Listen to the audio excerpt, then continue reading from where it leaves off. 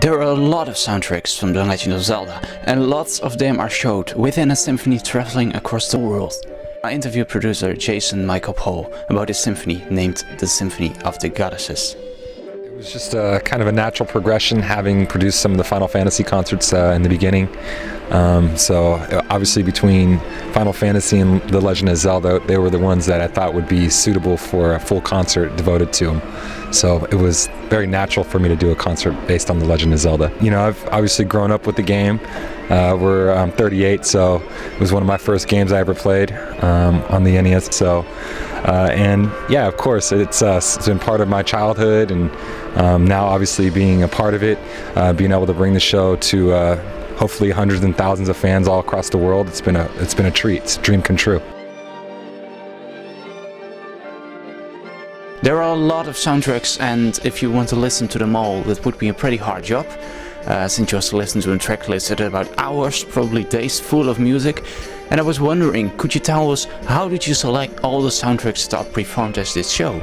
Well, I have a team of people that I work with that are pretty much experts, including with Koji Kondo, who is obviously the biggest expert of the music. So, and also Eiji Aonuma and some of the people with Nintendo of America, and we pretty much just kind of craft a program that is what Mr. Kondo imagines it to be, and you know, obviously it's a lot of takedowns, it's a lot of the original OSTs, a lot of that music is poured into to our show.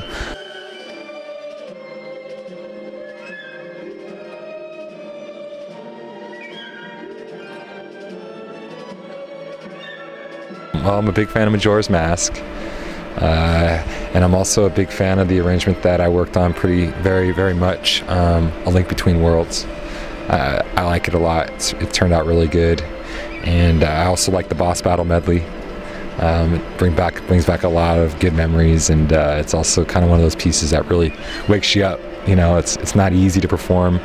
It's challenging musically, and I like that about that.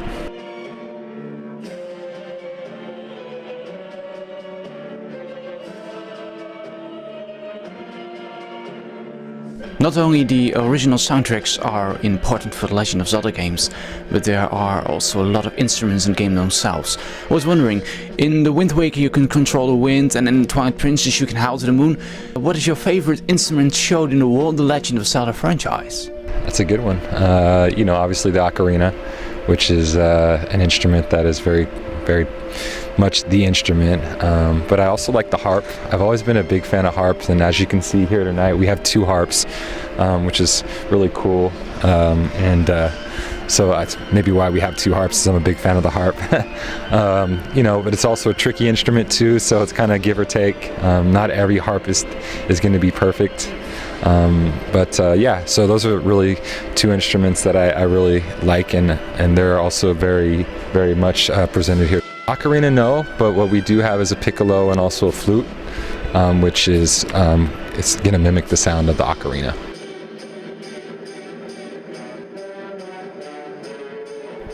The Legend of Zelda is not only a franchise with awesome game soundtracks. I was wondering, do you ever consider to make a concert with soundtracks from another franchise? For example, the Symphony of Metroid, or a symphony with soundtracks from Mario games? Absolutely. You know, I'm working on things, and hopefully we'll have some good news to announce for all the video game music concert fans out there. But I have another show called Replay Symphony of Heroes, which features a catalog of great music, including Final Fantasy, you know, Metroid in the past, Mario in the past, and you know, we have BioShock, World of Warcraft, you know, a lot of different video games that we presented in the past, and also continue to present with that concert as well. So keep your eye out for. Okay, and then I got one last question to end this interview. On your website you write about that you have a passion for coffee. I was wondering, how did coffee help you produce the Symphony of the Goddesses? Well, you know, coffee is vital. You know, I have a belief that you are what you eat and drink. It's hard to find good coffee here, but I have found a couple good spots in Amsterdam that I continue to come to, and you know, it's great. But thank you. Yeah, no, absolutely, it's definitely helped.